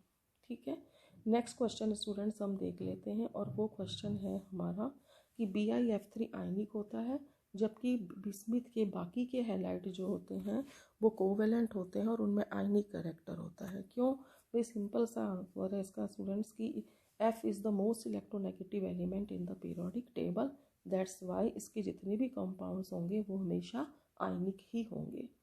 ठीक, अगला क्वेश्चन देख लेते हैं students. Again it is very important कि NCl3, NBr3, Ni3, यहाँ पर हम नाइट्रोजन के ट्राई हैलाइड्स की बात कर रहे हैं स्टूडेंट्स, अनस्टेबल होते हैं। ठीक, लेकिन NF3 जो होता है वो स्टेबल भी होता है, एक्सोथर्मिक कंपाउंड बनाता है। और जो ये NF3 है ये हाइड्रोलिसिस, इसका हम हाइड्रोलिसिस नहीं कर सकते वाटर के साथ, एसिड के साथ और बेस के साथ। तो ये एक साथ स्टूडेंट्स कई सारे क्वेश्चन हो गए। पहला क्वेश्चन हमारा ये हो गया कि ये अनस्टेबल क्यों होते हैं। दूसरा क्वेश्चन ये हो गया कि NF3 जो है वो स्टेबल क्यों होता है। NF3 का जो फॉर्मेशन है वो एक्सोथर्मिक क्यों होता है।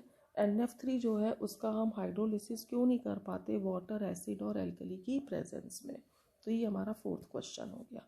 इन सभी क्वेश्चंस का एक ही आंसर है स्टूडेंट्स, और वो क्या है? देखो, अगर हम N और Cl की बात करते हैं, N और Br की बात करते हैं, N और I की बात करते हैं स्टूडेंट्स, तो जो नाइट्रोजन के इलेक्ट्रॉनिक कॉन्फ़िगरेशन में लास्ट शेल क्या आता है? 2, जबकि इसमें क्या आएगा? 3, इसमें 4 और इसमें क्या आ जाएगा? 5 आ जाएगा। यानी इसका साइज़ और इसके साइज़ में बहुत डिफरेंस हो जाएगा। In the same way nitrogen और ब्रोमाइड के साइज़ में भी बहुत डिफरेंस है। नाइट्रोजन और आयोडाइड के में तो और भी ज़्यादा डिफरेंसेस बढ़ जाएंगे साइज़ में। तो जब साइज़ डिफरेंट होते हैं स्टूडेंट्स, तो इनके बीच में बॉन्डिंग यानी ओवरलैपिंग उतनी ज़्यादा जो है ज़्यादा एक्सटेंट नहीं होता ओवरलैपिंग का, तो बॉन्ड कंपैरेटिवली वीक हो जाता है। तो इन तीनों में जो बॉन्ड है किसके बीच में? नाइट्रोजन और हेलोजन के बीच का, वो कंपैरेटिवली वीक हो जाता है, और वीक होने की वजह से वो स्टेबल बॉन्ड नहीं होता, कंपाउंड स्टेबल नहीं होते। लेकिन NF3 के केस में स्टूडेंट्स क्या है कि नाइट्रोजन जो है इसका भी इलेक्ट्रॉनिक कॉन्फ़िगरेशन में 2s2 2p3 है वैलेंस शेल, और जो फ्लोरीन है उसका क्या आ जाएगा? 2s2 2p5, यानी दोनों में वैलेंस शेल 2 नंबर का है। यानी साइज N और F का लगभग कैसा हो गया? सेम हो गया। तो सेम हो गया तो इनके बीच की ओवरलैपिंग ज़्यादा होगी, यानी बॉन्ड कंपैरेटिवली स्ट्रॉन्ग होगा। अगर बॉन्ड स्ट्रॉन्ग होगा तो एनर्जी भी ज़्यादा रिलीज होगी, जिसको हम क्या कहते हैं? Bond energy. यानी कि एनर्जी ज़्यादा रिलीज होगी तो इसका मतलब रिएक्शन कैसी हो जाएगी? एक्सोथर्मिक। बॉन्ड स्ट्रॉन्ग होगा इसका मतलब ये क्या हो जाएगा? स्टेबल। और अगर ये स्टेबल हो जाएगा तो केमिकल रिएक्शन में कम पार्टिसिपेट करेगा। केमिकल रिएक्शन कौन सी है? Hydrolysis with water, hydrolysis with acid and hydrolysis with base. ठीक, अगला क्वेश्चन देख लेते हैं स्टूडेंट्स, ये भी ट्राई हैलाइड से ही रिलेटेड है हमारा क्वेश्चन, और वो है कि फास्फोरस, आर्सेनिक और एंटीमनी जो हैं, इनके जो ट्राई हैलाइड्स होते हैं वो लेविस एसिड की तरह काम करते हैं, जबकि जो नाइट्रोजन का ट्राई हैलाइड होता है वो लेविस बेस होता है। अब क्या बात है स्टूडेंट्स, इसमें वही बात आ रही है कि अगर मैं फास्फोरस का ट्राई हैलाइड लूँ तो मैं क्या लूँगी, PX3। अगर मैं आर्सेनिक का लेती हूँ तो क्या आ जाएगा, AXX3। एक्स यहाँ किसको रिप्रेजेंट कर रहा है, हेलोजन को। अगर मैं एंटीमनी का लूँगी तो क्या आ जाएगा, XBX3। और अगर नाइट्रोजन का लूँगी तो क्या आ जाएगा, NX3। ठीक, तो वो कह रहे हैं कि ये जो है ना, ये तो बेसिक नेचर का है, जबकि ये तीनों कौन से नेचर के हैं, एसिडिक नेचर के हैं। यानी कि ये लेविस एसिड की तरह बिहेव करता है और ये लेविस बेस की तरह बिहेव करता है। इसका क्या आंसर है? तो देखो स्टूडेंट्स, फास्फोरस का जब हम इलेक्ट्रॉनिक कॉन्फ़िगरेशन लेते हैं तो वैलेंस शेल में आता है 3s2 3p3, और इसके बाद इसके पास 3d भी है जो एम्प्टी है। ठीक है, यानी कि इसके 3s में 2 इलेक्ट्रॉन है, 3p में कितने इलेक्ट्रॉन हो गए, 3, एंड इसका जो 3d होता है वो कैसा होता है, आपका खाली होता है 3d। ठीक, तो लेविस एसिड किसे कहते हैं स्टूडेंट्स, वो होते हैं जो लोन पेयर ऑफ इलेक्ट्रॉन्स को एक्सेप्ट कर सकते हैं। एक्सेप्ट तो तब करेंगे ना जब उनके पास वैकेंट ऑर्बिटल होंगे। तो यहाँ इनके पास में d ऑर्बिटल कैसे हैं, वैकेंट है, so that they can accept the lone pair of electrons, that's why they can act as the Lewis acid. ठीक, अब नाइट्रोजन के केस में स्टूडेंट्स हमारा इलेक्ट्रॉनिक कॉन्फ़िगरेशन क्या आ रहा है, 2s2 2p3। अच्छा, 2d तो होता ही नहीं है, यानी इसके पास में वैकेंट d ऑर्बिटल नहीं है। अब वैकेंट d ऑर्बिटल नहीं है तो ये लोन पेयर एक्सेप्ट कर ही नहीं सकता। अगर लोन पेयर एक्सेप्ट नहीं करेगा तो ये लेविस एसिड का काम भी नहीं कर सकता। लेकिन स्टूडेंट्स, नाइट्रोजन के पास में एक लोन पेयर होता है। ठीक है, तो ये लोन पेयर जो है वो किसी को भी डोनेट कर सकता है। तो जो लोन पेयर डोनर्स होते हैं वो क्या कहलाते हैं, लेविस बेस। तो नाइट्रोजन के ट्राई हैलाइड लेविस बेस होंगे, जबकि दूसरे जो 15 ग्रुप के एलिमेंट्स हैं उनके जो ट्राई हैलाइड्स होंगे वो लेविस एसिड होंगे।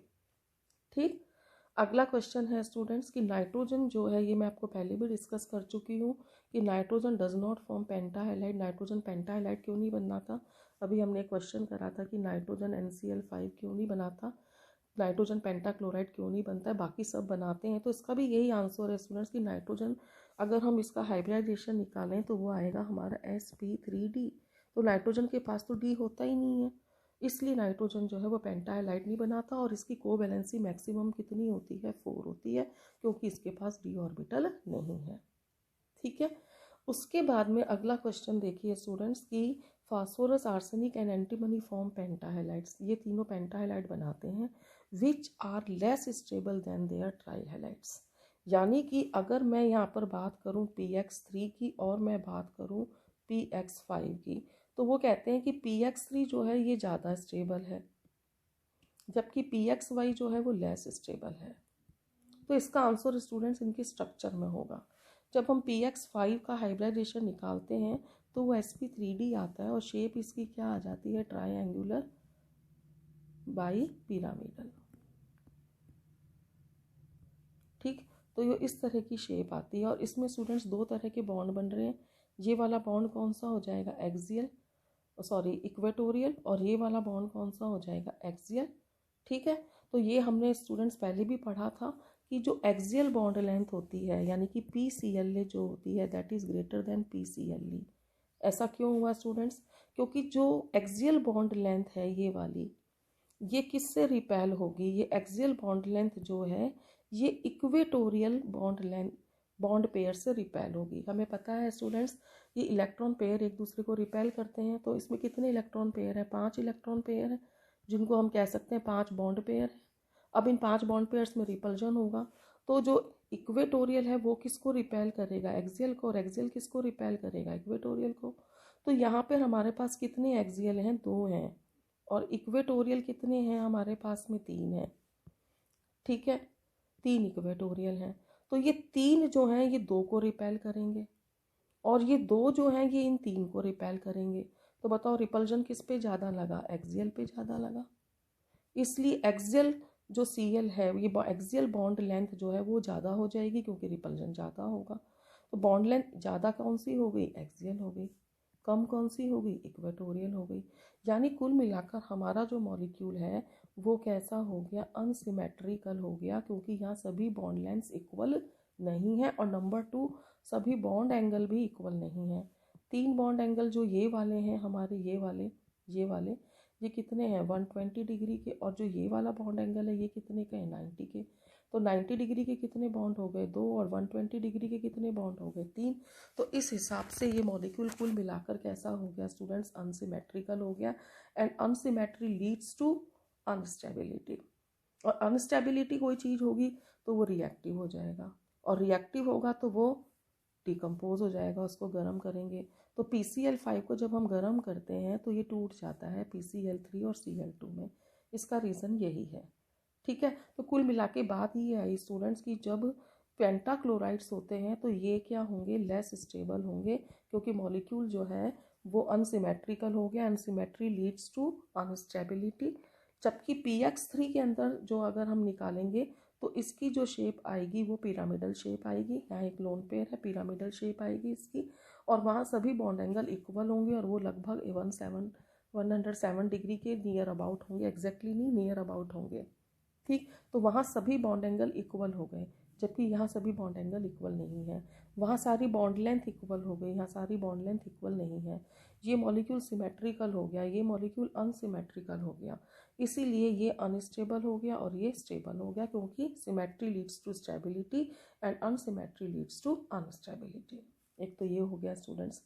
दूसरी बात, अब यहाँ से कई क्वेश्चन बन सकते हैं हमारे, जैसे कि जो PCl5 होता है, ठीक है, इसको गर्म करने पे ये डिकम्पोज क्यों होता है, ठीक है, PCLA is greater than PCLE, ऐसा क्यों होता है। जो PCl5 है ये गुड क्लोरीनेटिंग एजेंट क्यों है, क्योंकि ये Cl2 देता है जब ये डिकम्पोज होता है, और डिकम्पोज क्यों होता है, क्योंकि ये अनसिमेट्रिकल होता है। ठीक है स्टूडेंट्स, अगला क्वेश्चन देख लेते हैं इसके अंदर हम। अगला क्वेश्चन हमारा है कि all the pentahalides of 15 group elements are Lewis acids, Y.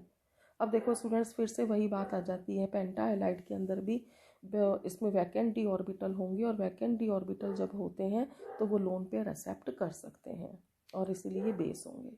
एक बहुत ही इंपॉर्टेंट क्वेश्चन है स्टूडेंट्स यहाँ पर कि जो PCl5 होता है वो कोवेलेंट होता है वेपर स्टेट में, लेकिन जब वो सॉलिड स्टेट में होता है तो ये आयनिक हो जाता है। ये देखो आप, ये क्या बन गया हमारा कैटायन, और ये हमारा क्या बन गया एनायन, यानी आयनिक कंपाउंड बन जाता है। तो वो कह रहे हैं कि जब ये सॉलिड स्टेट में होता है तो इसकी शेप क्या होगी, और वेपर स्टेट में क्या होगी, डिटेल बतानी है हमें। तो स्टूडेंट्स, वेपर स्टेट में तो अभी हमने करा ही है कि PCl5 की शेप हमारी कैसी आ रही थी, ट्राइगोनल बाई पिरामिडल आ रही थी, ठीक है, शेप इसकी, और हाइब्रिडाइजेशन क्या आ रहा था, sp3d आ रहा था। लेकिन सॉलिड स्टेट में स्टूडेंट्स इसकी जो शेप होगी वो कैटाइन की अलग होगी, एनाइन की अलग होगी, क्योंकि जो PCl5 है ये डाइमेरिक फॉर्म में है, यानी P2Cl10 के फॉर्म में है। ठीक है, अब ये P2Cl10 जो है वो 2 पार्ट्स में टूटा हुआ है, एक इसमें क्या है कैटायन और एक क्या है एनायन है। तो ये जो पार्ट है वो कैटायन हो गया और ये एनायन हो गया। अब इसकी जो शेप होगी स्टूडेंट्स वो तो होगी टेट्राहेड्रल, और इसकी जो शेप होगी वो हो जाएगी ऑक्टाहेड्रल। ठीक, तो कैटाइन की शेप स्टूडेंट्स कैसी हो जाएगी, इसके अंदर टेट्राहेड्रल हो जाएगी, कैटाइन की शेप टेट्राहेड्रल, और एनाइन की शेप ऑक्टाहेड्रल हो जाएगी, और इसका हाइब्रिडाइजेशन sp3 हो जाएगा और इसका हाइब्रिडाइजेशन sp3d2 हो जाएगा। ठीक, अगला क्वेश्चन स्टूडेंट्स सभी ग्रुप्स के लिए कॉमन है, तो मैंने ये एक साथ ही लिख दिया है यहाँ पर कि अगर हम 15 ग्रुप में जाते हैं, 15 ग्रुप में जाते हैं तो फर्स्ट एलिमेंट नाइट्रोजन है, 16 ग्रुप में जाते हैं तो फर्स्ट एलिमेंट ऑक्सीजन है, और जब हम 17 ग्रुप में जाते हैं तो फर्स्ट एलिमेंट हमारा फ्लोरीन आ जाता है। तो कह रहे हैं कि चाहे किसी भी ग्रुप में चले जाएं हम, ये ग्रुप हो गए हमारे, तो जो फर्स्ट एलिमेंट है वो एनोमलस बिहेवियर शो करते हैं, यानी रेस्ट ऑफ द एलिमेंट से अलग प्रॉपर्टी शो करते हैं। ऐसा क्यों करते हैं, ये स्टूडेंट्स ऑलरेडी हम वैसे 11th क्लास में पढ़ चुके हैं, फिर भी मैं आपको बता देती हूँ कि इन सभी के अंदर एक कॉमन चीज़ है, और वो कॉमन चीज़ क्या है, नंबर 1, इन सभी का साइज़ अपने ग्रुप में सबसे छोटा है, अपने ग्रुप में इनकी इलेक्ट्रोनेगेटिविटी सबसे ज़्यादा है, अपने ग्रुप में इनकी आयनाइजेशन एनर्जी सबसे ज़्यादा है, और सबसे बड़ी बात स्टूडेंट्स कि इन सभी के पास में डी ऑर्बिटल्स नहीं हैं, तो ये अपनी वैलेंसी को एक्सीड नहीं कर पाते और उसी वजह से इनकी केमिकल प्रॉपर्टी भी चेंज हो जाती हैं। ठीक है, अगला क्वेश्चन देख लेते हैं स्टूडेंट्स हम। इसमें ये भी सभी ग्रुप्स के लिए कॉमन है, 15 और 16 दोनों के लिए कॉमन है, इसलिए मैं इनको आपको दोनों को एक साथ एक्सप्लेन कर रही हूँ कि why nitrogen in 15 group and oxygen in 16 group form p pi bond why other members of these group does not. देखो स्टूडेंट्स, क्वेश्चन क्या है कि अगर हम 15 ग्रुप में चलते हैं तो सबसे पहले हमारे पास क्या आता है, nitrogen, phosphorus, arsenic, antimony and then bismuth. और अगर मैं ये हो गया 15 ग्रुप में, अगर मैं 16 ग्रुप में जाती हूँ तो यहाँ मिलेगा मुझे ऑक्सीजन, सल्फर, सेलेनियम, टेल्यूरियम। ठीक है, तो स्टूडेंट्स देखो इसमें कह रहे हैं कि जो फर्स्ट एलिमेंट है वो नाइट्रोजन है, फर्स्ट एलिमेंट कौन है, ऑक्सीजन है। ये तो पी पाई बॉन्ड बनाते हैं लेकिन बाकी सब नहीं बनाते। तो रीज़न क्या है स्टूडेंट्स कि इन दोनों का साइज़ छोटा होता है, नंबर 1। तो अब नाइट्रोजन के का इलेक्ट्रॉनिक कॉन्फ़िगरेशन में देखूं तो वो क्या आता है, वैलेंशियल 2s2 2p3, और जब मैं ऑक्सीजन का देखती हूँ तो आता है 2s2 2p4, यानी दोनों के अंदर ही डी तो है ही नहीं।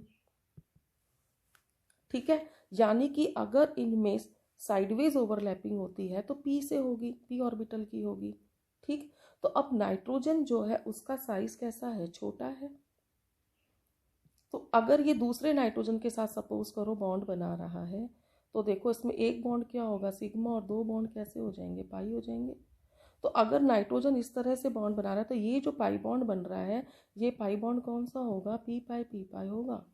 क्यों होगा, क्योंकि एक नाइट्रोजन का पी और दूसरे नाइट्रोजन के पी के बीच में साइडवेज ओवरलैपिंग हो जाएगी, और वो इसलिए पॉसिबल है क्योंकि इसका साइज छोटा है। ये देखिए यहाँ मैंने 2 नाइट्रोजन लिए, ये रहे 2 नाइट्रोजन हमारे। ठीक है, दोनों का साइज छोटा है तो बॉन्ड लेंथ क्या हो गई, कम। बॉन्ड लेंथ कम हो गई तो दोनों के पी जो ऑर्बिटल है वो पास पास आ गए, तो इनमें साइडवेज ओवरलैपिंग हो जाएगी। अगर मैं इसी ग्रुप के फास्फोरस की बात करूं तो स्टूडेंट्स फास्फोरस का ये तो था नाइट्रोजन का साइज छोटा था, अब अगर मैं फास्फोरस लेती हूँ तो इसका साइज बड़ा हो गया। बड़ा हो गया तो भाई दो फास्फोरस के बीच का डिस्टेंस यानी बॉन्ड लेंथ भी ज़्यादा हो गई।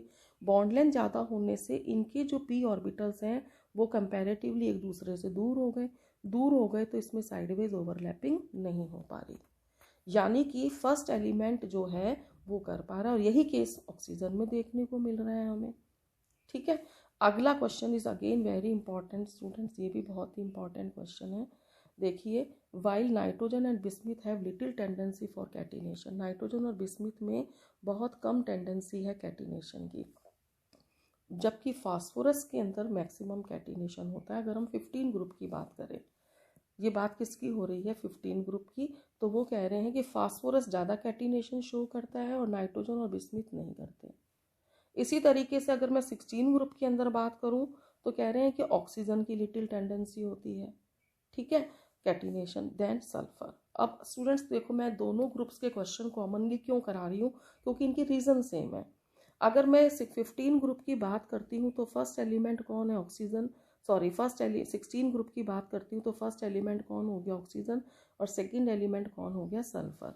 और अगर मैं 15 ग्रुप की बात करती हूँ तो फर्स्ट एलिमेंट कौन हो गया, नाइट्रोजन, और नेक्स्ट मेंबर कौन हो गया, फास्फोरस, और लास्ट मेंबर कौन हो जाएगा, बिस्मिथ हो जाएगा, ASSB। ठीक है, तो लास्ट हो गया बिस्मिथ, ये कैटिनेशन शो नहीं कर रहा। फर्स्ट हो गया नाइट्रोजन, ये कैटिनेशन शो नहीं कर रहा। यहाँ पे 16 ग्रुप में फर्स्ट ऑक्सीजन हो गया, ये कैटिनेशन शो नहीं कर रहा। कौन शो कर रहा है, 16 ग्रुप का सेकेंड एलिमेंट यानी सल्फर, और 15 ग्रुप का सेकेंड एलिमेंट यानी फास्फोरस। रीज़न क्या है स्टूडेंट, तो सबसे पहले तो स्टूडेंट्स हम ये देख लेते हैं कि कैटिनेशन का मतलब क्या होता है। तो देखो स्टूडेंट्स, कैटिनेशन का क्या मतलब होता है, catenation means self linking of atoms, कि वो एलिमेंट अपने ही दूसरे एक एलिमेंट अपने ही एटम्स के साथ में बॉन्ड बना रहा है।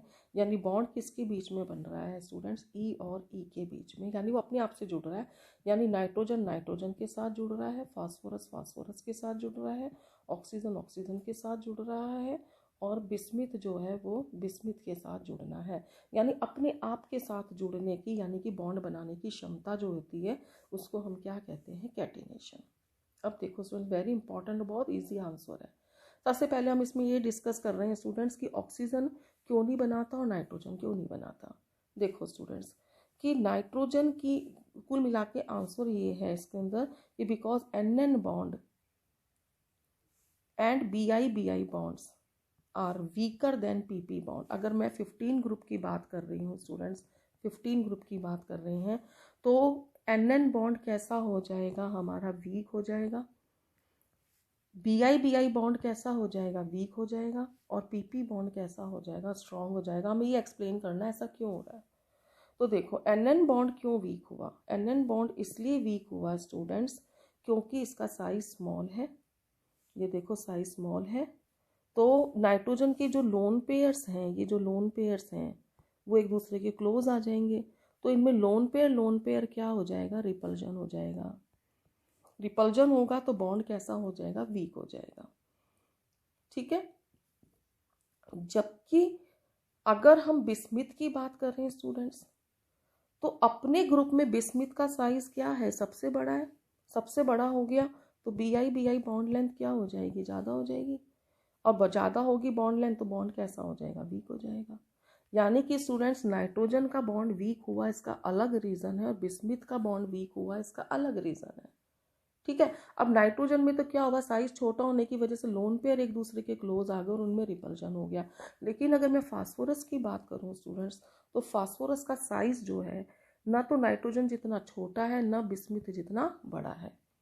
यानी कि इसमें जो PP बॉन्ड है कंपैरेटिवली स्ट्रॉन्ग भी है और इतने दूर भी हैं कि इन दोनों के बीच में ज़्यादा रिपल्जन, यानी लोन पेयर के बीच में ज़्यादा रिपल्जन ना हो, तो ये बॉन्ड सबसे स्ट्रॉन्ग हो जाएगा। ठीक है। यही बात हम स्टूडेंट 16 ग्रुप में अप्लाई कर सकते हैं ऑक्सीजन एंड सल्फर के लिए। अगर हम ऑक्सीजन की बात करते हैं स्टूडेंट्स, तो ऑक्सीजन के पास 2 लोन पेयर हैं, साइज छोटा होने की वजह से लोन पेयर रिपल्जन बढ़ जाएगा। और यदि हम सल्फर की बात करते हैं स्टूडेंट्स, तो इसका साइज कंपैरेटिवली बड़ा होता है, तो लोन पेयर रिपल्जन कम हो जाएगा, यानी SS बॉन्ड कैसा हो जाएगा, स्ट्रॉन्ग हो जाएगा। ठीक है।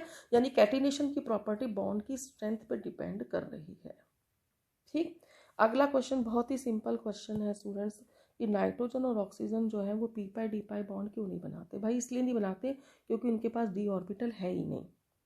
ठीक है। जबकि इनके ग्रुप के दूसरे एलिमेंट्स बनाते हैं क्योंकि उनके पास d है।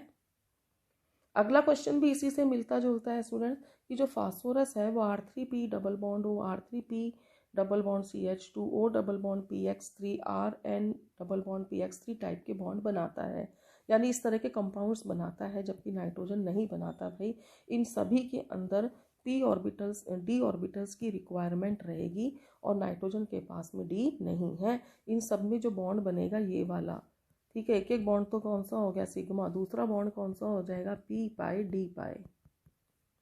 तो फास्फोरस का कौन होगा, इसके अंदर d होगा क्योंकि उसके पास d है। अब अगर हम R3N डबल बॉन्ड CH2 बनाना चाहें तो नाइट्रोजन का इसमें क्या होना चाहिए, d ऑर्बिटल इन्वॉल्व होना चाहिए और कार्बन का क्या इन्वॉल्व होना चाहिए, p। और जब इन दोनों के बीच में साइडवेज ओवरलैपिंग हो, जैसे कि ये तो हो गया कार्बन का, ये हो गया हमारा नाइट्रोजन का, नाइट्रोजन के पास तो d होते ही नहीं है, तो इनके बीच में साइडवेज ओवरलैपिंग नहीं हो पाती क्योंकि नाइट्रोजन के पास d है ही नहीं। ठीक है। अगला क्वेश्चन देख लेते हैं स्टूडेंट्स इसके अंदर हम कि ये तो बहुत सिंपल क्वेश्चन है स्टूडेंट्स कि नाइट्रोजन NH3 जो होता है अमोनिया का ट्राई हाइड्राइड 15 ग्रुप में, ये तो स्टेबल होता है, जबकि दूसरे एलिमेंट के हाइड्राइड स्टेबल नहीं होते। अब हम हाइड्राइड्स की बात कर रहे हैं स्टूडेंट्स, अब तक हम किसकी बात कर रहे थे, क्लोराइड्स की, अब हम बात कर रहे हैं हाइड्राइड्स की, तो भाई स्टेबल होते हैं। जबकि दूसरे जो हाइड्राइड हैं, यानी कि अगर मैं PH3 की बात करूं, BiH3 की बात करूं, तो वो अनस्टेबल होते हैं। क्यों होते हैं, ठीक है। और बिल्कुल इसी से मिलता जुलता क्वेश्चन ये है कि वाटर लिक्विड होता है लेकिन H2S गैस होती है। स्टूडेंट्स मैं एक जैसे वो क्वेश्चन इनके आंसर एक जैसे उनको एक साथ समझा रही हूँ। तो भाई सीधा आंसर ये है कि H बॉन्डिंग होती है, किसके अंदर H बॉन्डिंग हो गई, अमोनिया में, इसलिए वो स्टेबल हो गया। बाकी दूसरों में H बॉन्डिंग नहीं होती। In the same way water में H बॉन्डिंग होती है, जबकि H2S में H बॉन्डिंग नहीं होती। अब H बॉन्डिंग की कंडीशंस क्या थी स्टूडेंट्स की, एक तो होना चाहिए H और दूसरा H के साथ या तो कौन जुड़ा हुआ हो N, या कौन जुड़ा हुआ हो O, या कौन जुड़ा हुआ हो F। तो हम देख रहे हैं कि H2O में H के साथ कौन जुड़ा हुआ है O, और NH3 के अंदर भी H के साथ कौन जुड़ा हुआ है N। तो ये दोनों तो H बॉन्डिंग शो करेंगे, बाकी H बॉन्डिंग शो नहीं करेंगे। ये स्टूडेंट्स जो क्वेश्चन है मैं आपको ऑलरेडी एक्सप्लेन कर चुकी हूँ कि what is inert pair effect and what is the cause of inert pair effect.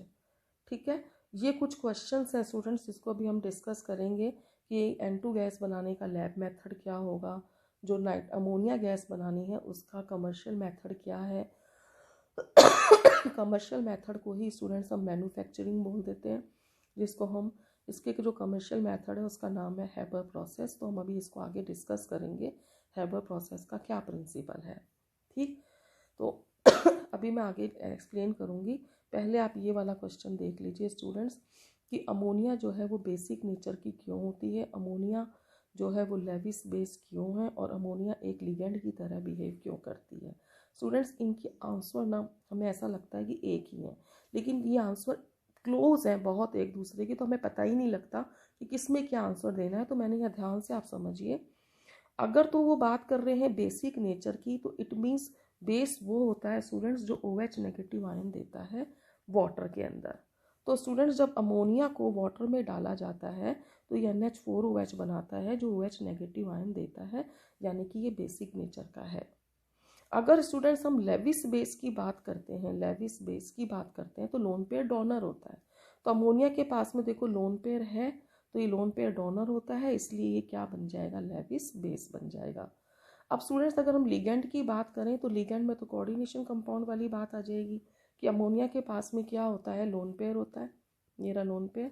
तो ये BF3 को अपना लोन पेयर दे देगा, यानी यहाँ कौन सा बॉन्ड बन जाएगा, कोऑर्डिनेट बॉन्ड बन जाएगा। अगर यही रिएक्शन Ag+ और 2 अमोनिया के साथ होती है तो एक कॉम्प्लेक्स बन रहा है AgNH3 होल ट्वाइस +1, जो हम कोऑर्डिनेशन केमिस्ट्री में डिस्कस कर चुके हैं। ठीक है, कॉपर +2 जब 4 अमोनिया के साथ करता है तो ये भी एक कॉम्प्लेक्स बना देता है। तो अब स्टूडेंट्स कॉम्प्लेक्स क्यों बन रहे हैं, क्योंकि यहाँ पर लिगेंड जो है वो एक में 2 स्टोरी बताई थी मैंने आपको, एक है मेटल और एक है लिगेंड। लिगेंड अपना लोन पेयर किसको देता है, मेटल को। तो यह अमोनिया के पास में भी तो लोन पेयर है, तो ये लोन पेयर डोनेट करेगा ना, तो ये किसकी तरह बिहेव कर रहा है, लिगेंड की तरह बिहेव कर रहा है। ठीक है, यहाँ पर स्टूडेंट्स आपका क्वेश्चन आता है कि what are the test of ammonia, इसको भी मैं अभी आपको एक्सप्लेन करूँगी। अगला जो क्वेश्चन आते हैं स्टूडेंट्स आपके, वो आपका आता है why nitric oxide IeNO is reactive. 3 question एक साथ हैं, रिएक्टिव क्यों होता है, पैरामैग्नेटिक क्यों होता है, और डाइमर क्यों बनाता है। ठीक है, तो स्टूडेंट्स इसका आंसर ये है इसके स्ट्रक्चर में। आप इसके स्ट्रक्चर में देख रहे हो कि ये ऑड इलेक्ट्रॉन आ गया। अब देखो स्टूडेंट, जिसमें ऑड इलेक्ट्रॉन होगा वो हमेशा रिएक्टिव होगा, क्योंकि वो अपने इलेक्ट्रॉन्स को इवन करना चाहेगा, क्योंकि जनरली बॉन्ड जो होते हैं वो इवन इलेक्ट्रॉन से बनते हैं, 2 इलेक्ट्रॉन मिलकर एक बॉन्ड बनाते हैं। अब हमें ये भी पता है स्टूडेंट्स कि अगर अनपेयर्ड इलेक्ट्रॉन होते हैं तो पैरामैग्नेटिक होते हैं, तो ये इलेक्ट्रॉन अनपेयर्ड हो गया। और चूंकि स्टूडेंट्स ये अनस्टेबल है, क्यों अनस्टेबल है, क्योंकि इसके पास ऑड इलेक्ट्रॉन है, ये रिएक्टिव भी है, इसीलिए 2 NO आपस में जुड़ करके क्या बना देते हैं, जो आपस में जब ये जुड़ेंगे तो क्या बन जाएगा, डाइमर बन जाएगा N2O2। तो डाइमर इसीलिए बनाता है क्योंकि रिएक्टिव है। रिएक्टिव क्यों, क्योंकि इसके पास ऑड इलेक्ट्रॉन है। बिल्कुल इसी तरह का क्वेश्चन स्टूडेंट्स हमारा ये 31st वाला हो गया कि नाइट्रोजन डाइऑक्साइड जो होती है रिएक्टिव क्यों होती है, पैरामैग्नेटिक क्यों होती है, और इसका ब्राउन कलर क्यों होता है, और ये डाइमराइजेशन में क्यों जाती है। बिल्कुल सेम आंसर जाएगा। इसके स्ट्रक्चर में भी स्टूडेंट्स आप देखिए ये लोन पेयर है, लोन पेयर यानी ऑड इलेक्ट्रॉन हो गया, sorry not lone pair, unpaired electron, unpaired electron हो गया, तो ये ऑड इलेक्ट्रॉन हो गया। ऑड इलेक्ट्रॉन होते ही ये रिएक्टिव भी हो जाएगा, ये पैरामैग्नेटिक भी हो जाएगा, ये डाइमर भी बनाएगा और कलर भी शो करेगा, और इसका कलर कौन सा हो जाएगा, ब्राउन। अब बिल्कुल ऐसा ही क्वेश्चन है स्टूडेंट्स कि अगर 2 NO2 आपस में जुड़ जाते हैं तो इसका डाइमर बनता है N2O4। तो क्वेश्चन ये है कि भी वो कलरलेस क्यों हुआ, डायमैग्नेटिक क्यों हुआ, सॉलिड क्यों हुआ। ठीक है, तो स्टूडेंट्स अभी मैंने आपको बताया कि इसमें ऑड इलेक्ट्रॉन नहीं है, कहीं पर भी ऑड इलेक्ट्रॉन नहीं है, तो भाई इसका मतलब ये डायमैग्नेटिक हो गया, इसका मतलब ये कलरलेस हो गया। क्योंकि अगर ऑड इलेक्ट्रॉन होते तो ये कलर्ड होता और पैरामैग्नेटिक होता। अब बात ये है स्टूडेंट्स कि ये तो था मोनोमर, तो इसका साइज कैसा था, छोटा, किसका, नाइट्रोजन डाइऑक्साइड का। तो जब साइज स्मॉल हुआ तो सरफेस एरिया भी कम हुआ, सरफेस एरिया कम हुआ तो वान डेर वाल फोर्स भी क्या हो गए, कम हो गए। तो इसीलिए ये कौन सी स्टेट में आ गया, गैस में। जबकि इस डाइमर का साइज क्या हो जाएगा, बड़ा। तो जब साइज बड़ा होगा तो ऐसी स्थिति में सरफेस एरिया भी ज़्यादा हो गया, सरफेस एरिया ज़्यादा हो गया तो वान डेर वाल फोर्स भी ज़्यादा हो गया। तो ये कौन सी स्टेट में मिलेगा, सॉलिड स्टेट के अंदर मिलेगा। ठीक है स्टूडेंट। तो स्टूडेंट्स, आज की इस वीडियो में मैंने ग्रुप 15 एलिमेंट्स की कुछ प्रॉपर्टीज़ डिस्कस करी। आई होप आपको वो ठीक से समझ में आ गई होंगी। आज की वीडियो में बस इतना ही। Thank you very much for watching the video.